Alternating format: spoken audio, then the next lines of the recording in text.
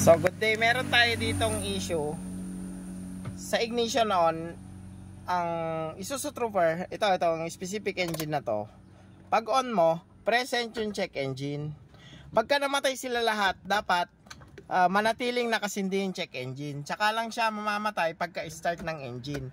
Ang problema, pag in-off mo, in-on mo, yon, nag-appear yung check engine, nawawala, kasabay niya yung automatic transmission fluid tsaka yung transmission. Yan, i-off mo, i-on mo, lumalabas siya, then hindi siya nare-retain. Yung paglabas kasi ng check engine dito, supply doon sa ECU. Ngayon hindi natin siya alam kung may supply o wala. Hindi din natin alam kung may fault na at magrehistro na ng check engine kasi hindi siya lalabas. Sa tingin ko lang feeling ko binaypass to isa sa mga lamp dyan. It's either check trans or automatic transmission. Titignan natin sa likod nya. Okay, tanggalin muna natin to. Titignan natin kung anong ginawa sa likod, kung anong nangyari. Ano pala ang nangyari? Ito yung check engine, ito yung automatic transmission oil, ito yung check trans. Look, meron silang binaypass na wire dito, hininang kumuha ng supply sa check trans kasi yung check trans mamamatay para hindi mag-appear yung check engine. If ever na maglabas siya ng fault, sobrang daming fault nitong unit na to. Ganun pala ginawa nila. Ito yung check trans. Look, ito yung check engine. Ayan yung check engine. Diyan kumuha ng supply. O, ilawan mo dyan para makita natin. Ilawan mo. Look. O, yun. Doon sila kumuha. Pinagsama nila yung check engine tsaka check trans. So hawakan mo yan, maling-mali yan. Magkakaroon pa tayo ng faulty electrical wire. Gagawin natin, ikakat natin yan kasi naayos na natin yung engine. Aalisin natin yung improvement na yan. Mali yan. Okay.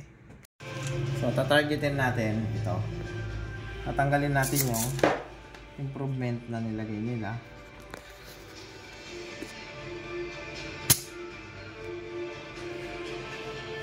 Ayan na yung mga bypass na ano. Oh, bypass yan. Para mawala yung ilaw. Oh, para mawala yung check engine. Oh, kalokohan ng mga Pilipino. Kinat yung line dito. Bukod sa kumuha dito, yung line niya dito, kinat nila. Papunta dito kasi ang supply ng check engine dito. Kinat nila yung line dyan. Wala nang ilawan check engine yan. Piniki. Piniki nila. So, ibabalik natin yung original. Kinat na natin yung nandun na wire kanina. Tapos ito, yung kinat nila dyan, kinonect natin siya. Tsaka natin sinil. Para yung pagmula ng supply dito sa original niya. Medyo pangit lang yung pagkakainan kasi hindi naman tayo professional. Ganun ka-professional. Pagdating dyan, check na natin to kung may continuity mula dyan hanggang dito. Pag good na yan, babalik na natin. Okay. Off. Natin kung may continuity.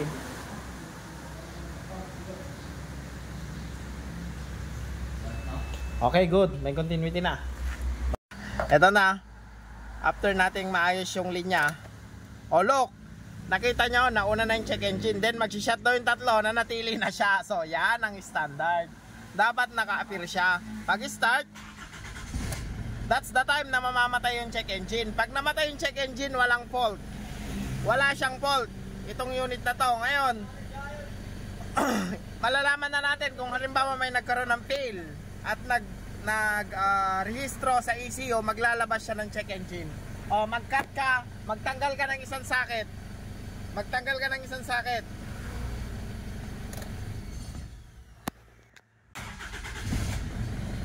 Ayan, may nakarehistrong fault. Oh, yan ang gamit niyan. Yan check engine. Hindi yung nilagay mo sa transmission. Hindi na mag-a-appear ang check engine. Kailan natin malalaman na may failure na pala? Oh, i-check natin kung anong sensor 'yon. Oh, isaksak mo yung scanner. So ito yung trouble codes kasi nagpatanggal ako ng socket. Ayun, present sa exhaust gas EGR sensor. EGR sensor yung tinanggal mo. Oh, tanggalin mo, ikabit mo ngayon. Yung EGR sensor. Yung socket na tinanggal mo. After ma-delete tong fault, ayan na. Wala na tayong check engine. So ito, wala na tayong check engine. Then tignan natin kung totoo na wala tayong fault na nakarehistro. Nandito tayo sa diagnostic trouble codes. Babasahin natin. No diagnostic trouble codes store. Ito ang walang daya. Yan ang tama na pag-assess. Hindi yung dadayain mo yung check engine, nililagay mo sa ilaw ng transmission para mamatay. Ulit. Ayan ang check engine, naka-appear ang check engine bago i-start ang makina. Mamamatay lang siya pag start. Ayun. So, yan ang tama. Pag on, mamamatay lahat sila. Ang matitira lang si check engine, oil and battery. So, mag-shutdown lahat yan bago mag-shutdown si check engine. So, nakaayos na ang wirings nito. Okay. Kasanaji yung? Huwag ka na magpaliwanag! Don't let this be our final song.